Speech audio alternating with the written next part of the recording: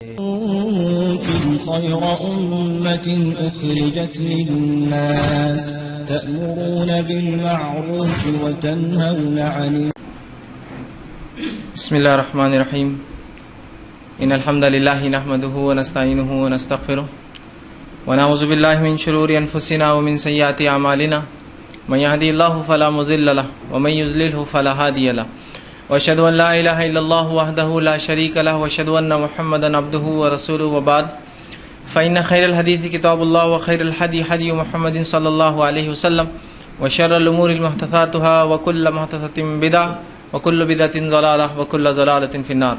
وقال عز وجل في القرآن المجيد أعوذ بالله من الشيطان الرجيم بسم الله الرحمن الرحيم یا ایھا الذین آمنوا اتقوا اللہ حق تقاتہ ولا تموتن الا وانتم مسلمون. وقال یا ایھا الناس اتقوا ربکم الذی خلقکم من نفس واحدہ وخلق منها زوجها وبث منهما رجالا کثیرا ونساء واتقوا الله الذي تسالون به والارحام ان الله كان عليكم رقيبا. وقال يا ايها الذين امنوا اتقوا الله وقولوا قولا سديدا يصلح لكم اعمالكم ويغفر لكم ذنوبكم ومن يطع الله ورسوله فقد فاز فوزا عظيما. اللهم صل على محمد وعلى ال محمد كما صليت على ابراهيم وعلى ال ابراهيم انك حميد مجيد. اللهم بارك على محمد وعلى ال محمد كما باركت على ابراهيم وعلى ال ابراهيم انك حميد مجيد. رب اشرح لي صدري ويسر لي امري واحلل عقدة من لساني يفقهوا قولي. وقال عز وجل في القرآن المجيد بسم الله الرحمن الرحيم ومن آياته أن خلق لكم من أنفسكم أزواجا لتسكنوا إليها وجعل بينكم مودة ورحمة. اما بعد. تمام تعریفیں اس اللہ عز و جل کے لیے لائق و زیبا ہے جو تمام جہانوں کا بنانے والا اور اسے پالنے والا ہے، اور درود و سلام اس کے آخری نبی محمد صلی اللہ علیہ وسلم پر. الحمدللہ ہم تمام یہاں اس ہفتے واری درس قرآن کے لیے جمع ہوئے ہیں، اور جیسا کہ آپ تمام کے سامنے پہلے سے اعلان کیا گیا تھا کہ میں آج کچھ اس درس کے اندر جو میرا عنوان جو ٹاپک ہوگا یہ انتہائی ایک انسانی زندگی کے ایک اہم شعبے سے اس کا تعلق ہے. لیکن افسوس کی بات اس عنوان کے ساتھ یہ ہے کہ اس عنوان کو ہم نے شرم اور حیا کے نام پر، جو کہ خامخواہ کی ہے، کچھ جگہ تو شرم و حیا بجا ہوتی ہے لیکن کچھ جگہ بے وجہ ہوتی ہے، تو بہرحال خامخواہ شرم و حیا کے نام پر اس عنوان کو مکمل طور سے ڈھک دیا. اور ایک امت مسلمہ کے نوجوان کو، یا وہ شخص جو نکاح کرتا ہے یا وہ شخص جو اس رشتے میں جڑتا ہے، اسے ایسا لگتا ہے کہ اسلام نے شاید کہ اس معاملے میں رہنمائی نہیں کی ہے. حالانکہ اللہ رب العزت نے اپنے نبی کے ذریعے مسلمانوں کی تمام وہ شعبے جو انسانی زندگی میں ہوتے ہیں ان کی رہنمائی کی ہے، تو اتنے اہم شعبے میں کیسے رہنمائی نہیں کریں گا. تو آج انشاءاللہ عزیز جو میرا عنوان ہوگا، جیسا کہ اعلان کیا گیا تھا، سنت مطہرہ اور آداب مباشرت. ٹھیک کہ نبی اکرم صلی اللہ علیہ وسلم کی پاکیزہ سنت اور مباشرت کے ہم بستری کے سیکچول ایٹیکیٹس جس کو بولیں گے، سیکس کے اسلام میں کیا آداب ہے، میں آج انشاءاللہ عزیز اس مختصر سے وقت میں رکھنے کی کوشش کروں گا. اس سے پہلے کہ میں آگے بڑھوں، ایک چیز انتہائی ضروری وہ یہ ہے کہ غلط فہمی ہم کو اپنے ذہن سے نکالنی ہوں گی. اور غلط فہمی یہ ہے کہ یہ چیزیں ہوتی بے حیائی ہوتی ہے، اس کی بات کرنا ایک بے حیائی ہے. انسان کو چاہیے کہ ان معاملات کو وہ خود سے سیکھ لے. اس معاملے میں پبلک ڈسکشنز یا پبلک ٹاکس نہیں ہونا چاہیے. یہ تمام باتیں تو ہم کر رہے ہیں، لیکن اس کے برعکس ہم یہ نہیں دیکھ رہے کہ جب اس عنوان کی لا علمی ہوتی ہے، اس کے نتیجے میں جو بھیانک انجام، جو بھیانک حرکات، جو بھیانک چیزیں ہو رہی ہے، آپ اندازہ بھی نہیں لگا سکتے. جیسے کہ بہت سارے لوگ ہیں، بہت سارے ڈاکٹرز کے مشاہدے جس کو بولیں گے، ان کے تجربات جو میرے سامنے آئے ہیں وہ یہ ہیں، جو خاص طور سے وی ڈی اسپیشلسٹ ہوتے ہیں، جو اسپیشلی اسکن اسپیشلسٹ ہوتے ہیں، اور اسکن کے ساتھ وہ جنرلی سیکسولوجسٹ بھی ہوتے ہیں، وہ سیکس اسپیشلسٹ بھی ہوتے ہیں. تو جب ان سے کچھ ڈسکشنز ہوئے تو ان سے جو باتیں پتہ چلے کہ اکثر اسکن ڈیزیزز کی وجہ یہ ہوتی ہے کہ لوگوں کو آداب مباشرتی نہیں معلوم ہوتے ہیں. مطلب ان کو یہ پتہ ہی نہیں ہوتا ہے کہ ہم بستری کے آداب ہے، اور اس میں بالخصوص وہ حرام کاریوں میں ملوث ہوتے ہیں. مطلب ایسی جگہ وہ کام کرتے ہیں جو جگہ جائز تھی اس کو حرام جگہ کرتے ہیں، جس کی وجہ سے اکثر بیماریوں کے وہ شکار ہوتے ہیں. دل کی بیماریوں کی ایک بڑی وجہ صرف انسان کا غلط طریقہ اختیار کرنا ہے. اندازہ لگائیں. اور پھر اس پر وہ حرام کاریاں کر چکے ہوتے ہیں، جس پر بیچاروں کی، جس کو ہم کہیں گے معصومیت یہ ہے کہ ان لوگوں کو علم ہی نہیں تھا کہ یہ چیز شریعتاً حرام ہے. دنیا نے ان کو بتا دی، اور وہ اس جس کو کہیں گے اس روش کے اندر بھے پڑے، تو شریعت نے اس چیز کو حرام قرار دیا تھا. تو ان کو یہ نہیں پتا کہ بیوی سے ہم بستری کریں گے تو ادب کیا ہے، کہاں عمل کیا جائے گا، کہاں منع ہے، شریعت نے کہاں حلال قرار دیا، کہاں حرام قرار دیا. ٹھیک ہے، تو یہ لا علمی سے اتنے نقصانات امت بھگت رہی ہے. اور پھر اس کے بعد جہاں ہم یہ کہہ رہے کہ نہیں، یہ بڑی شرم اور حیا کی بات ہے، وہیں ہمارے بچوں کو اسکول کے اندر، کالجز میں سیکس ایجوکیشن کے نام پر پتہ نہیں کیا کیا سکھایا جا رہا ہے. وہ تو ہمارے لیے قابل قبول ہے، لیکن یہ قابل قبول نہیں کہ ہم اللہ کی کتاب اور اس کے رسول صلی اللہ علیہ وسلم کی سنت سے کچھ باتیں سیکھیں. یہ ہمارے لیے شرم اور حیا کا معاملہ ہے. وہ قابل قبول ہے کہ کوئی آ کر، چاہے پھر وہ ہندو ہو، چاہے عیسائی ہو، چاہے یہودی ہو، چاہے کسی مذہب کا ہو، چاہے کوئی مذہب کو ماننے والا نہ ہو، آ کر ہمارے بچیوں کو یہ سکھائے کہ حیض اور نفاس کے کیا مسائل ہیں، اس معاملے میں کیا استعمال کیا جائے گا، کیا نہیں کیا جائے گا، سیکس ایجوکیشن کے نام پر.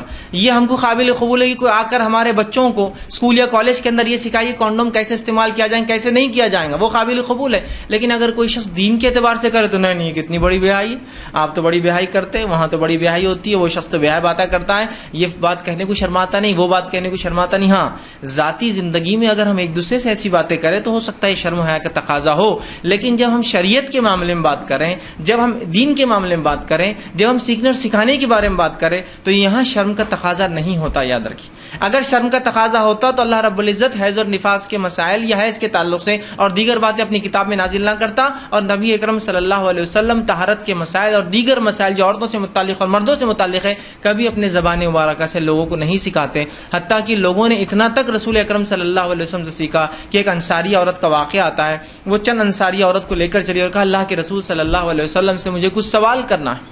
تو کہا چل.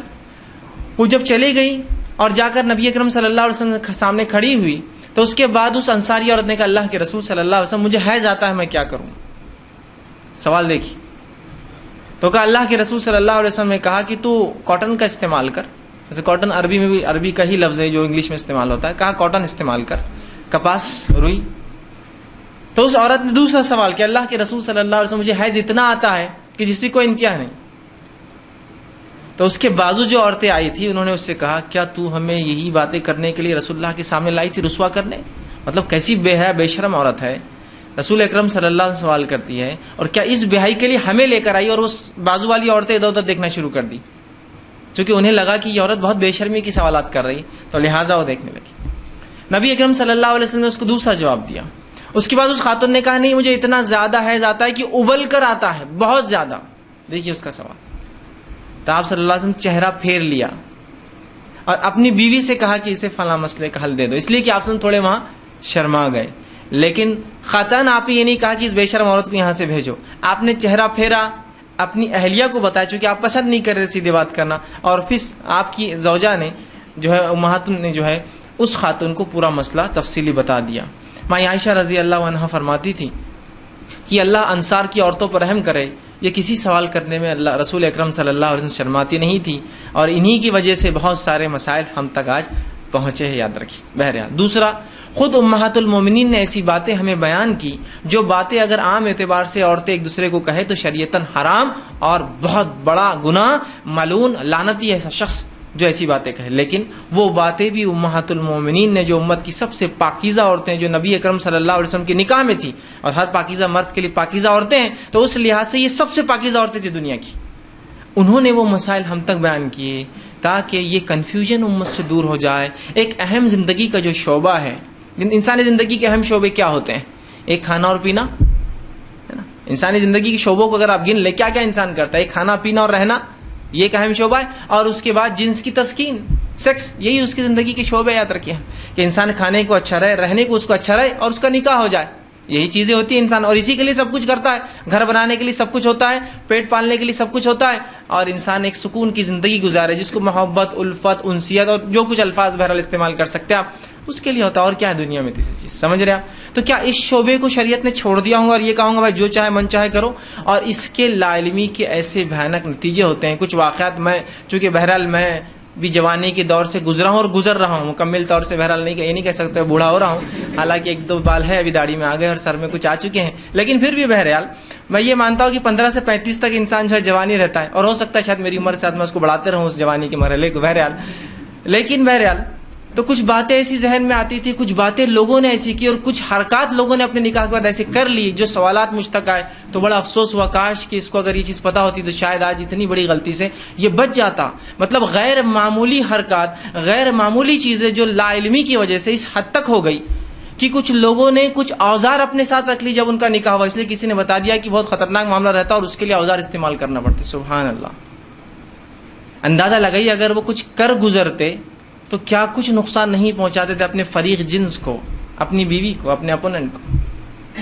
چونکہ لا علمی پتہ ہی نہیں، اور اگر کوئی بیان کرے تو کتنی بے شرمی کی بات ہے. اگر ہم فلمیں دیکھیں، ٹی وی دیکھیں، اس پہ جو کچھ دیکھیں وہ کوئی بے شرمی بھی ہے نہیں، لیکن ہاں کوئی بیان کرے نہیں کتنی بے شرمی بھی ہے. اگر آپ کپڑے لباس گندا پہنے، اوچھا پہنے، غلیظ پہنے، اور اگر کوئی کہے کتنا غلیظ، تو آپ کو کتنی گندی نظر ہے آپ کی. مطلب پہننے والا اپنے آپ کو خراب نہیں کر رہا ہے، بولنے والا جو تاکید کر رہا ہے کہ بھائی لباس خراب ہے، تمہاری نظر گندی ہے، کیوں دیکھ رہے تمہاری طرف. تو دنیا آج الٹی ہو چکی ہے. اگر اسکول کالج میں کوئی سیکس ایجوکیشن کے نام پہ پڑھائے تو وہ بڑی خوشی کی بات ہے، لیکن اگر کوئی سنت مطہرہ سے بتائے تو یار یہ بے شرمی کی بات ہے. تو اس چیزوں کو چھوڑ کر ہمیں شرم و حیا کے تقاضے کو سیکھنے اور سکھانے کی حد تک تھوڑا سا بازو رکھ کر ہمیں اس بات کو سنجیدگی سے لے کر سیکھنا ہوگا. اور یہ مسائل انتہائی جاننا ضروری ہے. میں نے پچھلے ہفتوں میں طہارت کے مسائل 4 جو ہے ویک میں ایک پورا مہینہ میں نے لیے تھے، جس سے مکمل طور سے میں نے تفصیلات لی. ایک شعبہ بہرحال طہارت کا پھر باقی رہ گیا تھا. بہت سے لوگوں نے ڈیمانڈ کیا، بہت سے لوگ انٹرنیٹ کے ذریعے چاہتے تھے کہ عنوان میں رکھوں، اس لیے کہ بہت سارے عنوان میرے فیملی پلاننگ، نکاح اور اس پہ آ چکے ہیں، تاکہ ایک پورا سیکشن مکمل ہو جائے. سنت نکاح، آداب مباشرت، ٹھیک ہے، اس کے بعد اولاد کی تربیت اور اولاد کے حقوق پوری ترتیب میں آ رہے ہیں. اور ایک عنوان بہرحال انشاءاللہ باقی ہے جو میں انشاءاللہ رمضان میں رکھوں گا، وہ ہے طلاق کے مسائل، تاکہ یہ پورا نکاح کا پورا سیکشن جو ہے ایک کے بعد دیگر پورا مکمل ہو جائے. تو بہرحال آج میں آپ کے سامنے کچھ باتیں رکھنے کی کوشش کروں گا. تو اس بات کو آپ ذہن میں رکھیے کہ شرم اور حیا بالکل ہونا چاہیے کہ انسان کے اندر. عام اعتبار سے ہم یہ باتیں ڈسکس نہ کریں، لیکن جب سیکھنے اور سکھانے کا مرحلہ ہوتا ہے تو یہ بہرحال ضرورتیں ہوتی ہے. اور یہ کوئی نئی بات نہیں ہے. آپ اگر اپنے بچوں کو اسکول میں پڑھاتے ہیں تو میں سمجھتا ہوں 11ویں میں آتے ریپروڈکٹیو سسٹم بول کے ایک پورا چیپٹر ان کو بایولوجی کے اندر ہوتا ہے. وہاں تو آپ کچھ نہیں کہتے، بچہ آپ کے سامنے تصویر لے کر بیٹھا ہے، پڑھتے بیٹھا بولتے تعلیم حاصل کر رہا ہے، علم حاصل کر رہا ہے نا. تو جب وہاں کر رہا ہے تو دین اور شریعت بھی تو آپ کو بہت ساری باتوں میں تعلیم کرتی ہے. اور نبی اکرم صلی اللہ علیہ وسلم انسانیت کے لیے بھیجے گئے سب سے بڑے معلم تھے، یاد رکھیے، ٹھیک ہے. تو ان سے سیکھنا ہمیں ہر چیز، زندگی کا ہر شعبہ. اور رسول اکرم صلی اللہ علیہ وسلم کے تعلق سے قرآن نے بیان کیا کہ ہم نے آپ کو لقد کان فی رسول اللہ اسوۃ الحسنہ، کہ ہم نے نبی صلی اللہ علیہ وسلم میں تم لوگوں کے لیے مسلمانوں بہترین نمونہ چھوڑا ہے. تو آئیے اس نمونے سے ہم تمام باتیں جو دیکھنے کی کوشش کرتے ہیں. میں نے خطبے کے اندر ایک آیت آپ کے سامنے تلاوت کی جو سورہ روم سورہ نمبر 30 کی آیت نمبر 21 تھی، جس میں اللہ رب العزت نے فرمایا اور کہا وَمِنْ آیَاتِهِ أَنْ خَلَقَ لَكُم مِّنْ أَنفُسِكُمْ أَزْوَاجًا، کہ اللہ کی نشانیوں میں سے ایک نشانی ہے کہ ہم نے تمہیں میں سے تمہارے جنس کو پیدا کیا. تمہیں میں سے تمہارے جنس کو مطلب آدم سے ہم نے حوا کو پیدا کیا. پھر آگے فرمایا انفسکم ازواجا، تمہیں میں سے تمہارے جنس کو پیدا کیا، جم لتسکنوا الیہا، تاکہ تم اس کے ذریعے سکون حاصل کر سکو. تو نکاح کا ایک مقصد، ہم بستری کا ایک مقصد، نکاح کرنے کا اور بیوی رکھنے کا ایک مقصد جو بتایا گیا وہ ہے لتسکنوا الیہا، تاکہ تم اس کے ذریعے سکون حاصل کر سکو. اور آگے فرمایا وجعل بینکم مودۃ ورحمہ، اور ہم نے آپس میں تمہارے درمیان الفت اور محبت ڈال دی ہے. ہم نے آپس میں تمہارے بیچ میں، میاں اور بیوی کے بیچ میں الفت اور محبت ڈال دی ہے. تو یہ آیت اس چیز کی دلیل ہے کہ اللہ رب العزت نے جو ہمیں مباشرت کی جو اجازت دی ہے، جیسا کہ مرد عورتوں سے اور عورتیں مرد سے، اور اس میں ظاہر سی بات ہے رشتے کی قید ہے میاں بیوی سے اور بیوی میاں سے، ٹھیک ہے. تو اس قید کے ساتھ جو ہمیں یہ رشتہ قائم کرنے کی اجازت دی ہے وہ اس لیے لتسکنوا الیہا، تاکہ ہم سکون حاصل کر سکیں. اور پھر اللہ نے جو ہمارے دل میں الفت اور جو ہے محبت جو ہے ایک دوسرے کے لیے ڈال دی ہے. اور یہ محبت اور الفت کا ہی تقاضا ہوتا ہے جو کچھ ہم اپنی بیویوں کے ساتھ کرتے ہیں. دوسرا نبی اکرم صلی اللہ علیہ وسلم بیان کی حدیث کے اندر آتا ہے کہ زیادہ محبت کرنے والی، یا ایک حدیث میں الفاظ ہے ٹوٹ کر محبت کرنے والی عورتوں سے نکاح کرو اور زیادہ بچے دینے والی عورتوں سے نکاح کرو. ٹھیک ہے، اس لیے کہ میں روز قیامت تمہاری کثرت پر فخر کروں گا، تمہاری زیادتی پر فخر کروں گا. تو دیکھیے اب ظاہر سی بات ہے زیادتی پر فخر کرنا ہے، اولاد کی زیادتی ہو تو ایسی عورتوں سے نکاح کرو جو مردوں سے ٹوٹ کر، مطلب اپنے شوہروں سے. یاد رکھیے میں جب بھی اب عورت کا لفظ استعمال کروں گا تو بیوی کے ہی معنی میں ہوں گا یا بیویوں کے معنی میں ہوں گا، اور جب بھی مرد کا لفظ استعمال کروں گا تو شوہر کے معنی میں صرف ہوں گا. یاد رکھیے، ٹھیک، ورنہ آپ اس کو مس انٹرپریٹ مت کیجیے کہ مرد اور عورت کی بات فیض بھائی کر رہے تھے، میں میاں اور بیوی یہاں مراد ہے. لیکن ہر بار مشکل ہے کہ میں ہر جگہ تو مرد عورت صرف جنس بتانے کے لیے، فرق کرنے کے لیے بیان کر رہا ہوں. ٹھیک، تو یہاں جو ہے آپ نے فرمایا کہ ٹوٹ کر محبت کرنے والی عورتوں سے نکاح کرو. ظاہر سی بات ہے ٹوٹ کر محبت کریں گی تو ظاہر سی بات ہے اولاد کی زیادتی بھی ہوں گی. ٹھیک، اور زیادہ بچے دینے والی عورتوں سے نکاح کرو. اب کوئی آدمی سوچ سکتا ہے یہ کیسے پتا چلے گا کون سی عورت زیادہ بچے دیں گی؟ لاجیکل کوشچن ہے نا. تو محدثین لکھتے ہیں اس کے خاندان کو دیکھا جائے گا کتنے زیادہ بچے ہیں، چچاؤں کے کتنے بچے ہیں، والد کو کتنی، خود بہن بھائی کتنے ہیں، ماموں کتنے بچے. سمجھ، اس سے پتہ چل جاتا ہے خاندان کا ٹرینڈ کیا ہے. یہ بچے چاہتے ہیں. کچھ خاندان ہوتے ہیں نا سوفسٹیکیٹڈ فیملیز، آپ کو دیکھ کر پتہ چل جائے گا. جس سے آپ نکاح طے کر رہے ایک ہی بھائی ہے، ان کے چچاؤں کتنے، 2 چچاؤں کو ملا کے صرف ایک کو تو اولاد ہی نہیں اور ایک نے کی نہیں پیدا اور ایک کو ایک ہے. دوسرے کیا تو خاندان نے پورے ملا کر کل 2 4 5 بچے آپ کو نکل رہے ہیں. ایک خاندان کا آپ کو رشتہ ہے بھائی کتنے بہن بھائی ہے؟ 12. ماشاء اللہ. اور چچا کا تو کیا پوچھنا 18، اور ماموں کیا، ماموں کو 15-20، ماشاءاللہ. تو اب آپ کو اندازہ ہو گیا اس فیملی کا سسٹم ہے. تو اس خاندان کی لڑکی بھی ظاہر سی بات ہے اپنے لیے کم بچے پسند نہیں کریں گی نا. تو زیادہ یہ معنی میں ہے کہ آپ فیملی بیک گراؤنڈ دیکھیے، فیملی بیک گراؤنڈ سے آپ کو اندازہ ہو جائیں گے یہ لوگ کیا چاہتے ہیں. ٹھیک ہے. تو بہرحال زیادہ بچے دینے والی سے مراد یہ ہے، ظاہر سی بات ہے پیدا ہونے کے بعد ہی پتہ چلتا ہے، لیکن یہاں فیملی بیک گراؤنڈ دیکھیں گے آپ کیا چاہتے ہیں یہ لوگ، زیادہ بچے چاہتے ہیں کم بچے چاہتے ہیں. بہرحال تو یہ کہا، تو یہ حدیث کیا ہمیں بتا نہیں رہی ہے کہ جو ہے اس معاملے کے اندر کہ ہم جو ہے زیادتی اولاد کے لیے نکاح کریں خوب اور اولاد کو پیدا کریں. یہ زیادتی جو ہے روز قیامت جو ہے رسول اکرم صلی اللہ علیہ وسلم کی فخر کا باعث، اور میں سمجھتا ہوں نبی کے فخر کی باعث کوئی چیز بنے اس سے بڑی کوئی بات نہیں ہو سکتی. مجبوریاں ایک الگ چیز ہے، حالات ایک الگ چیز ہے، صحت ایک الگ بات ہے. پھر اللہ تعالیٰ جو ہے کسی کو صحت حالات مجبور کر دے وہ الگ بات ہے کہ عام حالات میں آپ جو ہے اس کو زیادتی کو بہرحال پسند کریں. آئیے آگے. ٹھیک. تو یہ وضاحت میں نے بہرحال آپ کے سامنے کر دی. اب آئیے کچھ باتیں اب ہم سیکھتے ہیں. تو میں نے اس عنوان کو اس طرح سے باندھا ہے کہ آداب مباشرت کے اندر شروع کہاں سے ہوتا ہے؟ تو ظاہر سی بات ہے نکاح سے ہوتا ہے. پہلی بار انسان مباشرت، ہم بستری، سیکس کب کرتا ہے؟ جب اس کی شادی ہوتی ہے. تو میں نے عنوان کو ایسا باندھا کہ شادی کا دن، ٹھیک ہے، شادی کی رات، اور اس کے بعد عام لوگوں کے لیے. ٹھیک. پہلے مخصوص پہلی بار جب انسان یہ عمل کرتا ہے اس کو میں نے لیا. جب ایک بار عمل کے بعد جو بار بار کرتا ہے اس کو سیکنڈ اس میں نے باندھا. تو کچھ حصے میرے عنوان کے شروعاتی ایسے ہوں گے جو صرف میاں بیوی کے لیے مطلب فرسٹ ٹائم نکاح سے متعلق ہے، اور کچھ باتیں ایسی ہوں گی جو پھر کامن ہوں گی. جیسا کہ انسان پہلی بار مباشرت شادی کی بات کرتا ہے، اس کے بعد کامن ہو جاتا ہے، اس کے بعد اس کی بیوی ہے یا بیویاں ان کے ساتھ رہتا ہے. تو میں نے اسی انداز میں اس کو باندھا. اور اس کے بعد کچھ غلط فہمیاں بھی جو آئیں گی بیچ بیچ میں انشاءاللہ ایک عنوان سے ایک وضاحت بول کر غلط فہمیوں کا ازالہ کرتا ہوا چلوں گا. جو جس کو کہتے ہیں مطلب سوالات ہوتے ہیں، مس کنسیپشنس ہوتے ہیں، یا جس کو کہیں گے مس نوماز ہوتے ہیں. لوگ مختلف چیزوں کو مختلف نام دے کے مختلف بہانے اور مختلف باتیں کرتے ہیں، تو ان کو میں کلیئریفیکیشن انشاءاللہ عزیز بیچ میں کرتا جاؤں گا. سب سے پہلی چیز، جب انسان نکاح کرے تو اپنی بیوی کے ساتھ الفت اور محبت کا معاملہ رکھے، اور جب اس کا نکاح ہو تو پہلی رات یا جب پہلی بار ملے اسے کچھ تحفہ یا کچھ کھانے کی چیز دے. یہ سنت سے ثابت ہے، یاد رکھیں. نبی اکرم صلی اللہ علیہ وسلم کے تعلق سے آتا ہے، مسند احمد کی روایت ہے، اور اسماء بنت یزید جو ہے رضی اللہ عنہا اس کی راوی ہے، وہ کہتی ہیں اور فرماتی ہے کہ نبی اکرم صلی اللہ علیہ وسلم کا جب نکاح ہوا تو حضرت عائشہ رضی اللہ عنہا کو میں نے ہی تیار کیا، میں نے ہی آپ کو سجایا، میں نے ہی آپ کو تیار کیا. جب میں نے آپ کو تیار کیا اور اس کے بعد یہ کہلوا بھیجا نبی اکرم صلی اللہ علیہ وسلم کو کہ عائشہ تیار ہے، نبی اکرم صلی اللہ علیہ وسلم ان کے پاس آئے. آپ کو ایک دودھ کا پیالہ دیا گیا. رسول اکرم صلی اللہ علیہ وسلم نے اس دودھ کے پیالے سے دودھ پیا اور پھر اس پیالے کو عائشہ کی طرف بڑھا دیا رضی اللہ عنہا. عائشہ نے وہ فرماتی کہ تھوڑا ان کو شرم آئی، جھجک محسوس ہوئی، تو آپ نے انکار کر دیا. اسما کہتی ہے کہ میں نے غصہ کیا اور انہیں ڈانٹا اور کہا رسول اللہ دے رہے ہیں نا، پھر تم کیوں نہیں لے رہی ہو؟ تو انہوں نے اس کو لیا اور تھوڑا سا پی لیا. اس کے بعد رسول اکرم صلی اللہ علیہ وسلم نے فرمایا تم لوگ بھی پیو. اور بھی عورتیں بیٹھی تھی، چونکہ عائشہ رضی اللہ عورتوں میں تھی اور ظاہر سی بات ہے وہ عورتیں پردے میں تھی یاد رکھی. تو کہا تم عورتیں بھی پیو. ٹھیک ہے. تو انہوں نے کہا اللہ کے رسول صلی اللہ علیہ وسلم آپ پہلے پی لے زیادہ بہتر ہوگا. پھر رسول اللہ نے دوسری بار پھر پیا. اس کو پی کر جو آپ نے پھر عورت جو اسماء رضی اللہ عنہا کو دیا. وہ کہتی ہے کہ میں نے وہ گلاس لیا اور اس کو میں پلٹانے لگی، گھمانے لگی، تاکہ میں بھی وہیں ہونٹ لگاؤں جہاں رسول اکرم صلی اللہ علیہ وسلم نے ہونٹ لگایا تھا. اس سے پتہ چلا کہ صحابہ کے ساتھ ساتھ صحابیات بھی کتنا محبت رسول اکرم صلی اللہ علیہ وسلم سے کرتی تھی. یہ محبت کا تقاضا ہے، جس سے آپ محبت کرتے ہیں اس کی ہر چیز کو آپ پسند کریں، جہاں سے آپ نے پیا وہاں سے پینا پسند. تو وہ کہتی ہے میں خاموشی سے لوگ نہ دیکھے گھما رہی تھی تاکہ وہاں سے پیوں جہاں سے رسول اکرم صلی اللہ علیہ وسلم پیا. اس کے بعد جب میں پی چکی تو رسول اللہ نے دوسری عورتوں سے کہا تم بھی پی لو. عورتوں نے شرما کر کہا کہ اللہ کے رسول نہیں تو آپ نے کہا کہ دیکھو دو چیزیں ایک ساتھ نہیں ہو سکتی، بھوک اور جھوٹ. پی لو. مطلب کیوں شرما رہی ہو؟ پی لو. تم کو بھوک ہے میں جانتا ہوں، لیکن تم جھوٹ بول رہی ہو تکلف میں کہ نہیں ہم نے پی لیا. کہا پی لو، اور پھر نو عورتوں نے بھی پی لیا.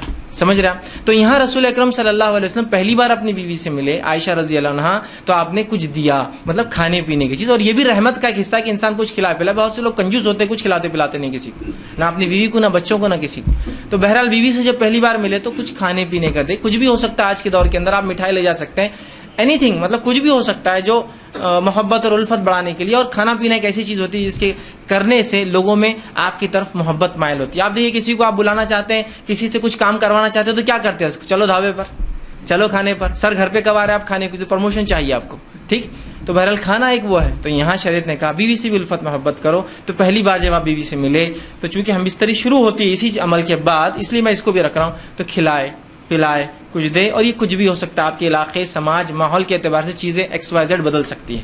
ٹھیک ہے بہرحال تو کچھ نہ کچھ کرے. دوسری چیز، جب بیوی سے پہلی بار خلوت مطلب علیحدگی میں جہاں کوئی آپ کو نہ دیکھ رہا ہو، جب خلوت میں ملاقات ہو تو آپ صلی اللہ علیہ وسلم نے فرمایا کہ جب خلوت میں بیوی سے پہلی بار ملے، اور یہ عمل ایک بار کے لیے ہے صرف جو اب میں عمل بیان کر رہا ہوں، تو آپ نے فرمایا کہ جب ملے تو اس بسم اللہ کہے، اللہ کا نام لے، اور بیوی کا جو سر کا سامنے کا حصہ ہوتا ہے بالوں کا، ٹھیک، اس کو اپنے سیدھے ہاتھ سے پکڑے، ٹھیک، سیدھے ہاتھ سے پکڑے، سامنے کا سر کا جو بالوں کا حصہ ہوتا ہے ان بالوں کو سیدھے ہاتھ سے پکڑے، ٹھیک ہے، لیکن تکلیف دینی مطلب پکڑنا، ظاہر سی بات اگر جمے ہیں تو ہاتھ رکھے، کھلے ہیں تو پکڑنا اچھی بات ہے. آپ نے حدیث میں آتا آپ نے پکڑا اس کو، ٹھیک، یہ آپ کھول بھی سکتے ہیں، اس میں کیا مسئلہ. بہرحال تو اس کو پکڑے، اور پکڑنے کے بعد اللہ کا نام لے اور ایک دعا کرے جو کہ نبی اکرم صلی اللہ علیہ وسلم نے اس دعا جو ابو داؤد اور ابن ماجہ کی روایت ہے یہ دعا کرے. اور یہ دعا صرف ایک بار کرنا ہے آپ کو جب آپ خلوت میں پہلی بار اپنی بیوی سے ملیں گے، ہم بستری سے پہلے یاد رکھیں. اور یہ دعا کرے اللہم انی اسألک من خیرہا وخیر ما جبلتہا علیہ، اے اللہ میں تجھ سے اس کے خیر کا سوال کرتا ہوں اور جس خیر پر تو نے اسے پیدا کیا اس خیر کا سوال کرتا ہوں. اور پھر فرمایا علیہ واعوذ بک من شرہا وشر ما جبلتہا علیہ، اور میں پناہ مانگتا ہوں تجھ سے اس کے شر سے، اور میں پناہ مانگتا ہوں تجھ سے اس کے شر سے اور اس شر سے جس پر تو نے اس کو پیدا کیا ہے. اور یہ دعا نئی سواری خریدنے کی بھی ہے، یہ دعا نیا غلام خریدنے کی بھی ہے، اور یہ دعا نکاح کے بعد بیوی سے پہلی بار ملنے کے لیے بھی، تینوں کے لیے. اگر آپ سواری خریدے تو رسول اللہ صلی اللہ علیہ وسلم اگر اونٹ خریدتے تو اس کے کوہان کو پکڑ کر یہ دعا کرتے، نکاح آپ نے کیا تو سر پر ہاتھ رکھ کر کیا، ٹھیک ہے. تو بہرحال یہ ایک بار دعا کرنا ہے آپ کو. دیکھیے دعا کتنی دیکھیے اہم اور کتنی اچھی ہے کہ اللہ میں سوال کرتا ہوں تجھ سے اس کی خیر کا، اس خیر کا جس پہ تو نے اسے پیدا کیا ہے، اور اس خیر کا جسے پیدا کیا، اور تجھ سے پناہ مانگتا ہوں اس کے شر سے اور جس شر پہ تو نے اس کو پیدا کیا ہے. یہ پہلی بار آپ کریں گے. اس کے بعد اب جب ہم بستری کا ارادہ کرتے ہیں تو اس سے پہلے آپ ایک اور دعا کریں گے. یہ دعا کامن ہے، ہر آدمی کو ہر بار ہم بستری سے پہلے یہ دعا کرنی چاہیے. یہ بہت اہم دعا ہے. لوگ پوچھتے ہیں نہیں کرے تو کیا ہوا، نہیں کرے تو کیا ہوا، نہیں بولے تو کیا ہوا، بہت سی چیزیں ہوتی ہیں. تو میں ہمیشہ سوال کرتا ہوں لوگوں سے، چلیے آپ گاڑی چلاتے ہیں، کار ٹو ویلر چلاتے ہیں، اور ہاں سیٹ نہیں ہوئی تو کیا ہوا، ہارن نہیں ہوا تو کیا ہوا، انڈیکیٹر نہیں چلے تو کیا ہوا، مڈ گارڈ نہیں رہا تو کیا ہوا، ساری گارڈ نہیں رہا تو کیا ہوا، بمپرس نہیں رہے تو کیا ہوا، ہے نا. تو آپ بولتے نہیں اچھی نہیں دکھتی نا گاڑی. مطلب آپ کمپلیشن، دنیا میں ہر چیز کمپلیشن کی طرف چاہتے ہیں، مکمل کی طرف چاہتے ہیں. سنت میں کیوں نہیں چاہتے ہر چیز مکمل کی طرف جائے؟ وہاں نہیں کرے تو مطلب ہر بار نیگیٹو کیوں، پازیٹیو کیوں نہیں کہ کر لوں تو کیا، ہر بار نہیں کرے تو ویسا نہیں کرنا چاہیے. ٹھیک، تو یاد رکھیے یہ دعا پڑھے اور بہت خیر ہے اس دعا کے اندر. ٹھیک ہے، تو آپ صلی اللہ علیہ وسلم جو ہے، معاف کرنا بہرحال وہ دعا سے پہلے ایک چیز میں بھول گیا تھا، وہ یہ کہ جب انسان ہم بستری سے ارادہ کرے تو اس سے پہلے نکاح کی رات جو ہے نماز پڑھنا بھی یاد رکھیے. یہ عمل بھی جو ہے صحابہ سے ملتا ہے، صحابہ سے ملتا ہے. ٹھیک، اس کے تعلق سے ایک روایت آتی ہے کہ میاں بھی اکٹھے نماز پڑھے. ایک جو ہے تابعین فرماتے ہیں، ابھی سعد ان کا نام تھا جو کہ غلام تھے، وہ کہتے ہیں میں نے غلامی کی حالت میں نکاح کیا اور اس کے بعد جو ہے ابو ذر غفاری رضی اللہ عنہ، ٹھیک ہے، اس کے بعد وہ کہتے ہیں کہ عبداللہ ابن مسعود اور حذیفہ بن یمان رضی اللہ عنہم کو دعوت دی. یہ صحابہ کو دعوت دی بڑے بڑے. یہ میرے پاس میری دعوت ولیمہ میں جو ہے دعوت میں نے دی نکاح کی، وہ میرے پاس آئے. جب میرے پاس آئے تو انہوں نے مجھ سے کہا کہ دیکھ جب تو اپنے بیوی سے قریب جانے کا ارادہ کر تو اللہ کا نام لے اور یہ دعا کر جو میں نے پہلے بتائی. اس کے بعد کہا کہ پھر تو اس کے ساتھ جو ہے 2 رکعت نماز پڑھ لے. تو آگے کھڑا ہو اور وہ پیچھے. یاد رکھیے مرد اور عورت بازو کھڑے رہ کے نماز نہیں پڑھ، چاہے میاں بیوی کیوں نہ ہو. تو آگے کھڑا رہے، وہ پیچھے کھڑی رہے اور تو 2 رکعت نماز پڑھ لے. اور پھر فرمایا اس کے بعد کیا کرنا ہے، تو بہتر جانے اور تیری بیوی بہتر جانے. ٹھیک، مطلب ان کو ایک سے ایجوکیٹ کیا بیٹھے بیٹھے دعوت میں کہ جو ہے تم جو ہے 2 رکعت نماز پڑھو. تو صحابہ سے یہ عمل ملتا ہے، تو کوئی شخص چاہے تو یہ عمل بالکل وہ کر سکتا ہے. ٹھیک ہے، کہ وہ جو ہے 2 رکعت نماز پڑھ سکتا ہے. جب 2 رکعت نماز پڑھ لی بہرحال تو اس کے بعد جو ہے اب ہم بستری کا وقت آیا. اگر وہ اس کا ارادہ کرتا ہے تو سب سے پہلے دعا کرے. یہ دعا بڑی مشہور اور معروف ہے، صحیح بخاری کی روایت ہے اور بہت ساری کتب حدیث میں آتی ہے. آپ کرے بسم اللہ کا نام سے آپ شروع کریں. اللہم جنبنا الشیطان وجنب الشیطان ما رزقتنا. یہ دعا یاد رکھیں، چھوٹی سی دعا. یہ دعا کر لے بسم اللہ کے نام سے. اللہم جنبنا الشیطان، اے اللہ جو ہے ہمیں شیطان سے محفوظ رکھ. پھر آگے فرمائے وجنب الشیطان ما رزقتنا، اور اس چیز کو بھی شیطان سے محفوظ رکھ جو تو نے اس کے ذریعے رزق رکھا ہے. اور رزق یہاں مراد اولاد. مطلب اے اللہ مجھے اور میری بیوی کو شیطان سے دور رکھ اور جو ہے میری اولاد کو بھی شیطان سے دور رکھ. دیکھیے انسان جو ہے یہاں ہمبستری کر رہا ہے، یہاں اپنے بیوی کے ساتھ سونے کی بات ہو رہی ہے، یہاں سیکس کی بات ہو رہی ہے. اس کے بعد بھی یہاں تعلیم دی جا رہی ہے، ایجوکیٹ کیا جا رہا ہے اور کہا جا رہا ہے کہ ٹھیک ہے نفسانی خواہشات کو پورا کرنا ہے لیکن ہوس کے شکار مت بنو.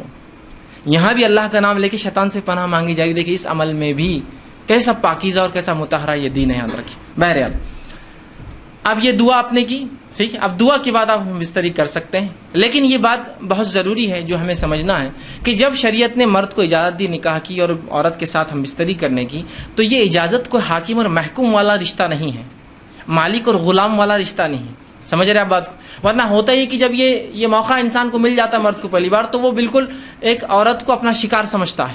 ہر آدمی ایسا نہیں ہوتا, لیکن کچھ لوگ ہوتے ہیں ایسے. وہ سمجھتا ہے وہ شکار ہے اور میں آقا ہوں اور یہ غلام ہے, میں حاکم اور یہ میری محکوم ہے, ٹھیک, اور لہٰذا وہ اس پر ٹوٹ پڑتا ہے جانوروں کی طرح. اندازہ لگائیے ایک عورت کے ساتھ اگر آپ یہ سلوک کریں گے جو آپ کی بیوی اور زندگی بھر رہنے والی, شریک حیات کہا جاتا ہے نا بیوی کو, شریک حیات مطلب لائف پارٹنر ہے آپ کی, پوری زندگی آپ کے ساتھ شریک رہیں گی. اور اگر پہلی رات آپ ساتھ یہ بدتمیزی کریں گے کہ آپ بتائیں گے کہ میں نے نکاح خالص صرف اپنی حوث کو پورا کرنا کیا, ٹھیک ہے. الفت اور محبت ایک چیز ہے, لو ایک چیز ہوتی ہے, کہ لسٹ ایک چیز ہوتی ہے انگلش کے اندر. اردو میں جیسے کہتے ہیں ایک محبت ہوتی ہے اور ایک حوث ہوتی ہے. تو ہمیں محبت کی اجازت ہے, حوث پوری نہیں کرنا ہے ہم کو. ہمیں جو لو کی اجازت ہے, ہم کو لسٹ نہیں, ٹھیک ہے.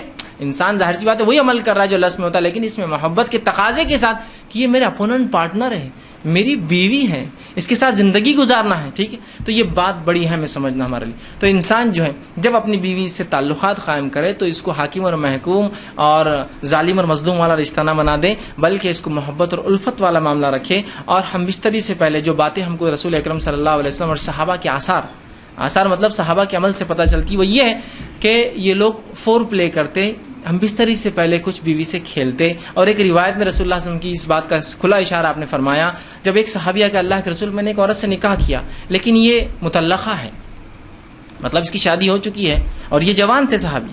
تو اللہ کے رسول صلی اللہ علیہ وسلم فرمایا کہ تو نے کنواری لڑکی سے کیوں نہیں نکاح کیا تاکہ وہ تجھ سے کھیلتی اور تو اس سے کھیلتا. تو کہا اللہ کے رسول میری مجبوری تھی, میرے والدہ کا انتقال ہو گیا اور میری 3 چھوٹی چھوٹی بہنیں ہیں, اگر میں کوئی کنواری لڑکی لاتا تو وہ میری بہنوں کی دیکھ بھال برابر سے نہیں کر پاتی. جب میں نے ایسی عورت کو لایا نکاح میں جو مطلقہ ہے, اس کو پریویس ایکسپیرینس ہے زندگی کا, وہ زندگی سماج میں گزار چکی ہے, وہ میری بہنوں کی اچھے سے تربیت کر سکتی ہے. اس حدیث سے ایک بات اور پتہ چلی, نکاح میں بہت سارے مقاصد انسان رکھ سکتا ہے نکاح کے لیے. تو ایک مقصد یہ بھی تھا ان کا کہ محبت کے ساتھ ساتھ بچیوں کے لیے کچھ, میری بہنوں کے لیے کچھ ایسی عورت آ جائے جو میری ان کی بھابھی ہو لیکن ایک ماں جیسا ہو. تو ظاہر سی بات ہے ایک کنواری لڑکی یہ سب نہیں کر سکتی تھی, ٹھیک ہے. لیکن اس حدیث میں رسول اللہ نے جو فرمایا تو اس کے ساتھ کھیل اور وہ تیرے ساتھ کھیلے, تو یہ محبت جو ہے یہ ہم بستری سے پہلے انسان فور پلے کرے, کھیلے اس سے, مطلب اس کو راضی کرے اور منوائے اس عمل کے لیے. اس لیے کہ ہیومن بینگ جو انسان ہوتے ہیں وہ میکینیکل عمل نہیں کر سکتے. میکینیکل سمجھتے مشینیں ہوتی, مشینوں کا معاملہ ہوتا ہے کہ آپ نے جب بٹن دباؤ میکینیکلی شروع ہو جاتی ہے, لیکن انسان جو ہوتے ہیں ویسے میکینیکل نہیں ہوتے. ان کو ذہنی تیار ہونا پڑتا ہے, پھر جسمانی فزیکل ریڈی ہونا پڑتا ہے, اس کے بعد انسان کچھ اعمال کر سکتا ہے. جیسے آپ کو کس سے ڈیل کرنا ہے کوئی انسان سے, تو بہت ساری باتیں ہوں گی, ملاقاتیں ہوں گی, ٹھیک ہے, اس کے بعد کوئی ڈیلنگ فائنل تک پہنچیں گے. سیم ایسی ہوتا ہے. تو اس بات کو ذہن میں رکھیں, اور بالخصوص پہلی رات میں تو آپ خاص طور سے اس کو یہ نہ کریں کہ ٹوٹ پڑنے کا معاملہ کرے, بلکہ سنت کو لحاظ رکھتے ہوئے, شریعت کا لحاظ رکھتے ہوئے, انسانی ذہنیتوں کا لحاظ رکھتے ہوئے, سامنے والے فریق کی, آپ کی بیوی کی عمر کا لحاظ بھی رکھ سکتے. ہو سکتا ہے کوئی انسان 40 سال کا اور نکاح 20 سال سے کیا ہو, جائز ہے بالکل. تو اب یہاں سمجھنا پڑے گا اس کی عمر کا تقاضا کم ہے, تو ظاہر سی بات ہے سمجھ رہے ہیں آپ بات کو. یہ تمام چیزیں آپ جو ہے ذہن میں انسان رکھیں. تو فور پلے جس کو ہم کہتے ہیں کہ ہم بستری سے پہلے کچھ ایسی چیزیں جس سے انسان اس عمل کی طرف راغب ہو جو عمل اس کو اب کرنا ہے, جو کہ اللہ نے اس کے اوپر جائز قرار دیا اور وہ مباح ہے اس کے لیے کرنا, حلال ہے اس کے لیے کرنا, جس سے اپنے آپ کو تسکین دے سکتا, سکون حاصل اور اطمینان حاصل کر سکتا. سمجھ رہے آپ بات کو. تو فور پلے کی بڑی اہمیت ہے. اس کے اندر مختلف چیزیں ہو سکتی ہیں, انشاءاللہ آگے آئیں گا تو اس میں کچھ نہ کچھ پوائنٹس اس کے ڈسکس کرتا جاؤں گا, ٹھیک. تو فور پلے ہوگا اس سے پہلے کہ انسان تیار کرے اپنے فریق کو. دوسری چیز یہ کہ دونوں کا اس عمل کے لیے راضی ہونا ضروری ہے. ہم بستری کے لیے دونوں کا اس عمل کے لیے راضی ہونا ضروری ہے, یاد رکھیے. اس لیے کہ یہ کوئی ون سائڈ معاملہ نہیں ہے, اور مرد کے راضی ہونا یہ بالکل واضح ہوتا ہے, لیکن عورت راضی ہے نہیں راضی ہے یہ واضح نہیں ہوتا ہے. مرد اس عمل کے لیے راضی ہے, وہ ظاہر ہے, اس کی جسمانی کیفیت اور اس کا جسمانی کیفیت اس کی اشارہ کر دیتی ہے کہ مرد تو راضی ہے اس عمل کے لیے, لیکن ظاہر سی بات ہے عورت کے اندر ایسی کوئی چیز نہیں ہے جس سے پتہ چل سکے کہ اس عمل کے لیے وہ راضی ہے. بات سمجھ رہے ہیں آپ میری, ٹھیک. تو ظاہر سی بات ہے دونوں کی رضامندی ضروری ہے. تو مرد راضی ہے عورت سمجھ سکتی ہے, لیکن عورت راضی ہے مرد سمجھ نہیں سکتا ہے اس کے ظاہر سی بات جسمانی اعتبار سے.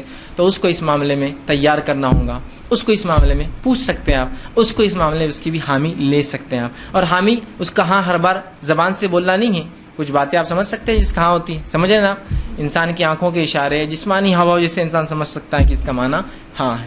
اس معاملے میں خواتین سے میری بالخصوص درخواست یا نصیحت جو ہوگی وہ یہ ہے کہ بہت ساری عورتیں، مرد تو راضی ہے اس عمل کے لیے، پہلے دن کی بات، جب ہم عام بات کر رہے ہیں تو یہ بات یاد رکھیے، اور یہ ہمیشہ کے لیے عام اعتبار سے بھی اور اس دن کے لیے بھی خاص بھی، نکاح کے رات بھی اور اس کے بعد بھی، کہ عورتیں جو ہے اپنی رضامندی کا بھی اپنے شوہر سے اظہار کرے.